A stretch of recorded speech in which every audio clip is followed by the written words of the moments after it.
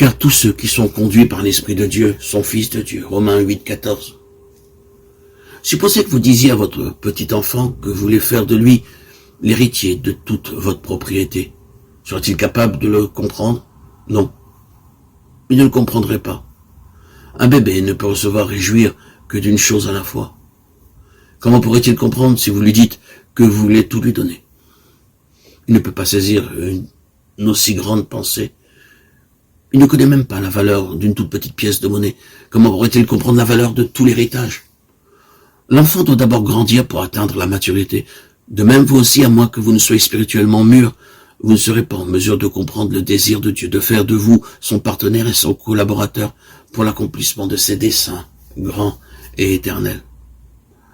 Nous voyons dans le livre de Daniel comment Dieu choisit quelques jeunes hommes à travers eux couvris de honte, de haute autorité, et comment, par la même occasion, il fit prévaloir la loi et la justice. Les enfants d'Israël se rebellaient constamment contre la parole de Dieu. Pour finir, Dieu dut les punir en les menant en captivité à Babylone. Mais son grand dessein à l'égard de son peuple demeura inchangé. Bien qu'ils fussent captifs, ils restaient cependant le peuple de Dieu. Dieu les aimait toujours. Cependant, Dieu ne pouvait utiliser que ceux qui répondaient à son amour. Très peu, en fait, désiraient suivre la parole de Dieu et garder ses commandements. Ils formaient un petit reste. Dans la lumière de la face du roi et la vie. Proverbe 16, 15. Le roi donna ordre que tous les jeunes hommes intelligents et prometteurs lui soient amenés. Daniel 1, 3, 4. Il savait que parmi ces captifs se trouvaient des hommes d'une intelligence bien supérieure même à celle des gens de son peuple. Il est bien connu que Dieu a donné aux Juifs une intelligence et une capacité extraordinaires. Les Juifs ont toujours été une race intelligente, hors du commun. Le roi de Babylone voulait éprouver ces jeunes hommes juifs pour qu'ils occupent de hautes positions dans son royaume, afin de les utiliser pour apporter une plus grande prospérité à Babylone. Ces mêmes jeunes hommes furent utilisés par Dieu pour anéantir les desseins du peuple de Babylone et délivrer les captifs.